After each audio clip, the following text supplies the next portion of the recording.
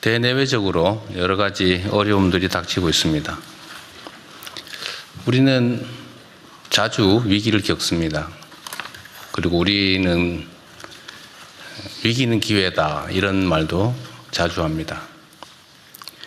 위기가 닥쳤을 때 그 위기를 제대로 이겨내지 못하는 것은 무능한 것이겠죠. 위기를 극복하는 것은 당연한 것입니다. 위기를 기회로 만드는 게 진짜 실력입니다. 위기가 닥치면 변화를 수용할 마음의 준비가 갖춰지게 됩니다. 소위 말하는 기득권도 저항하기가 쉽지 않게 되죠. 그래서 이 위기 상황을 기회의 요인으로 바꾸는 것, 이게 정말로 우리가 해야 될 일입니다. 현상이라고 하는 건 매우 복합적이어서 그 안에 위기적 요인, 나쁜 요인과 또 기회적 요인이 뒤섞여 있는데, 기회적 요인, 좋은 측면이 많은 것을 보통 우리는 기회라고 말하고, 나쁜 측면이 많은 걸 위기라고 말하죠. 국면이라고 하는 것은 우리가 어쩔 수 없는 외부 요인, 그리고 어쩌면 자연재해 비슷한 것일지도 모릅니다. 근데 이 중에 나쁜 요인을 최소화하고 좋은 측면을 최대한 키우면 위기 상황이 기회 상황이 되기도 하는 겁니다. 우리는 권한이라고 하는 걸 가지고 있기 때문에 있는 상황을 잘 정리하고 그 중에서도 위협 요소, 또 나쁜 요소들을 최소화하고 또 좋은 요소들을 극대화할 그런 힘이 있습니다. 이 힘을 잘 활용해서 현재 상황을 잘 정리하면 더 좋은 상황을 얼마든지 만들어낼 수 있습니다. 그게 저는 진정한 실력이라고 생각합니다. 우리는 이제 예를 들면 무슨 시험을 볼 때 시험 문제가 어려워지면 낙담을 하고 시험 문제가 쉬워지면 좋아하는 경향이 있죠. 그런데 자세히 제3자적 관점에서 보면 시험이 어려워도 모두가 똑같이 어려운 거지 나만 어려운 건 아니죠. 시험이 쉬우면 다른 사람도 마찬가지로 쉽습니다. 결국은 평소에 얼마나 준비했느냐에 따라서 결과가 결론 나는 거죠. 갑자기 시험이 쉬워져서 내가 좋아지는 거 아닙니다. 지금의 국제 상황도 모든 국가들이 겪고 있습니다. 또 우리 뜻대로 그 상황을 피할 수도 없습니다. 그러면 결국은 피할 수 없으면 즐겨라, 이런 말이 있는 것처럼 현재 상황을 냉철하게 잘 분석하고 수용하고 그 속에서 기회 요인을 극대화하면 오히려 우리가 더 나은 상황으로 나아갈 수 있다. 상대적인 것이라고 생각합니다. 그래서 우리 국무위원 여러분들의 역할이 그 어느 때보다도 중요합니다. 과거 어느 때보다도 더 절박하게 또 충실하게 최선을 다하면 지금의 상황을 더 나은 상황으로 만들 수 있다라는 게 저의 생각입니다. 아주 잘하고들 계신데 앞으로도 계속 최선을 다해주기를 부탁드립니다. 중동 지역의 긴장이 심화되면서 에너지 수급, 해운 물류, 금융시장 등 세계 경제 전반으로 불확실성이 빠르게 확대되고 있습니다. 지금은 이러한 외부 충격이 민생과 경제산업에 미칠 영향을 최소화하는 데 모든 국가적인 역량을 총동원해야 되겠습니다. 가장 시급한 과제는 물가 안정입니다. 최근 유류비의 가파른 상승으로 화물 운송, 택배, 배달, 하우스 농가처럼 국민 실생활과 직결된 분야의 어려움이 가중되고 있습니다. 정부는 민생 현장에 이 같은 부담을 실질적으로 덜기 위한 정책을 적극적으로 발굴해서 신속하게 집행해 주시기 바랍니다. 석유 최고 가격제 집행, 에너지 세제 조정과 또 소비자 직접 지원을 포함해서 추가적인 금융, 재정 지원도 속도감 있게 검토해야 되겠습니다. 외부 요인을 완벽하게 통제하기는 어렵지만 다양한 정책 수단을 효과적으로 활용하면 국민 경제에 가해진 압박을 충분히 낮출 수 있고 또 기회로 만들어낼 수 있을 것입니다. 비상한 상황인 만큼 기존 매뉴얼이나 정책을 뛰어넘는 방안과 속도로 시장의 불안 심리를 안정시켜야겠습니다. 어떤 상황에도 국민의 삶이 흔들리지 않도록 또 더 나은 상황으로 개선될 수 있도록 기민하고 선제적인 대처를 당부드립니다. 어제 새벽 UAE에 체류하던 우리 국민 203명이 전 세계로 귀국한 데 이어 오늘 새벽에는 카타르 비상항공편으로 우리 국민 322명이 무사히 입국했습니다. 환하게 웃으며 인사하는 귀국 국민과 가족들을 보니 저도 안심이 됩니다. 외교부의 노고가 컸는데 수고가 많으셨습니다. 또 전폭적으로 협력해 준 UAE와 카타르 정부에게도 감사 말씀을 드립니다. 그러나 아직 현지에는 많은 국민들이 남아 계십니다. 관계부처는 파견 중인 정부 합동 신속 대응팀을 중심으로 모든 국민들이 한 분도 빠짐없이 안전하게 대피하실 때까지 긴장의 끈을 놓지 말고 최선을 다해 주기 바랍니다. 전세기 추가 투입을 필요해서 필요하면 군용기 활용 방안도 적극 검토해야 합니다. 안전한 인접 국가로의 육로 이동도 서둘러 주시기 바랍니다.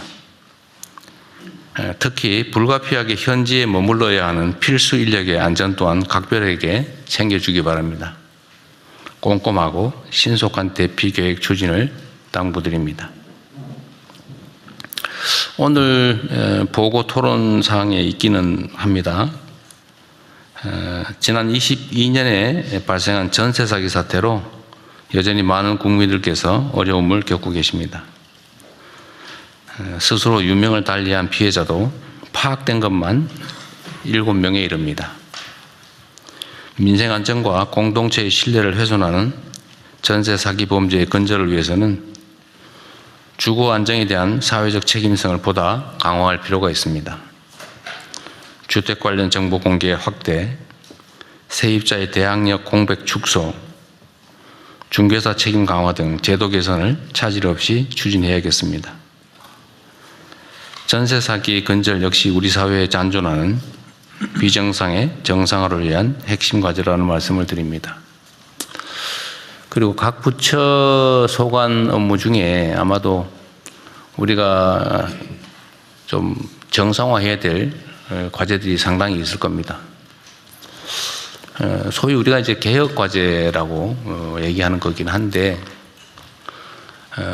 뭐 굳이 개혁이라고 하는 이름을 붙여서 심정적인 저항감을 굳이 유발할 필요가 없다는 생각도 듭니다. 실제 상황을 바꾸면 되는 거죠. 그리고 결과가 중요하다 말씀을 드립니다. 우리 총리께서 한번 이걸 고려해 봐 주시면 좋겠는데, 뭐 예를 들면 국가정상화위원회라든지 뭐 이런 일종의 좀 팀을 만들어서, 물론 우리가 다 해오던 일이긴 한데 좀 비정상의 정상화 사업을 각 부처 단위로 좀 주요 과제를 좀 뽑아가지고 모아서 종합해서 한번 해보시면 어떨까 하는 생각이 좀 듭니다. 그것도 한번 논의해 보시고요. 덧붙여서 지금 최근에 주한미군이 뭐 포대라든지 방공무기를 일부 국외 반출하는 게 이제 논란이 되고 있는 것 같습니다. 우리 정부 입장에서는 이제 주한미군의 역할이 한반도 안정과 평화에 전적으로 기여하기를 기대하고 또 지금까지 그래 왔다고 생각합니다. 근데 상황의 전개에 따라서 또 주한미군이 자국의 군사적 필요에 따라서 일부 방공무기를 반출하는 것에 대해서 우리는 반대 의견을 내고는 있지만 또 우리 의견대로도 전적으로 관철할 수 없는 것도 엄연한 현실입니다. 그런데 하나 생각해 봐야 될 것은 그로 인해서 우리 대북 억지 전략에 무슨 장애가 심하게 생기거나 그러느냐라고 묻는다면 저는 전적으로 그렇지 않다라고 말씀드릴 수 있습니다. 우리가 객관적으로 볼 때 대한민국의 군사 방위비 지출 수준은 전 세계적으로 봐도 매우 높습니다. 그리고 우리의 국방비 지출 수준, 총액 수준이, 연간 국방비 지출 수준이 공식적으로 보면 북한의 1년 국민 총생산의 1.4배에 이른다는 통계도 있습니다. 우리의 국방비 지출이 북한의 연간 GDP보다 1.4배가 높다 그런 얘기죠.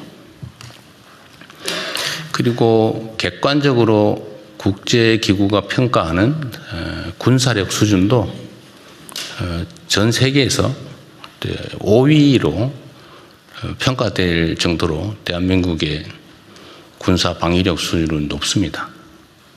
객관적으로 비교하면 북한과 엄청난 차이가 있죠, 실제로.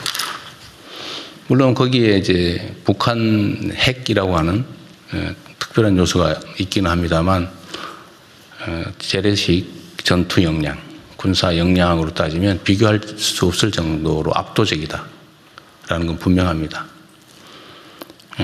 사실은 국가 방위는 국가 단위로 스스로 책임져야 되는 거죠. 어딘가에 의존하면 그 의존이 무너질 경우가 있죠. 그럴 경우 어떻게 할 겁니까? 우리는 언제나 최악을 대비해야죠. 국방비 또는 군사비 지출도 사실 마찬가지입니다. 당장의 전쟁이 벌어지기 때문이 아니라 혹여라도 있을 만약의 사태를 대비하는 것이죠. 그런데 혹여라도 있을 외부적 지원이 없을 경우에 그럼 어떡할 거냐를 언제나 생각해야 됩니다. 가능성이 매우 낮은 우리가 전쟁에 일상적으로 대비해야 되는 것처럼 국제 질서의 영향에 따라서 외부의 지원이 없어질 경우, 우리의 뜻과 다르게, 우리의 의지와 다르게 그럴 경우는 얼마든지 발생할 수 있죠. 그럴 경우에도 우리는 자체적으로 방해할 수 있는 소위 자주 국방 역량을 충실히 갖춰야 되고, 저는 우리의 국방비 부담 수준이나 또 대한민국의 방위산업의 발전 정도, 또 국제적 군사력 순위나 뭐 이런 객관적인 그 상황, 거기다가 우리 국군 장병들의 높은 사기 그리고 책임감 이런 것들을 고려하면 국가 방위 자체에 대해서 우려할 상황은 전혀 아니다. 또 그렇게 만들어야 된다 이렇게 생각합니다. 전혀 우려하지 않으셔도 된다 이 말씀을 한번 드립니다. 이상입니다.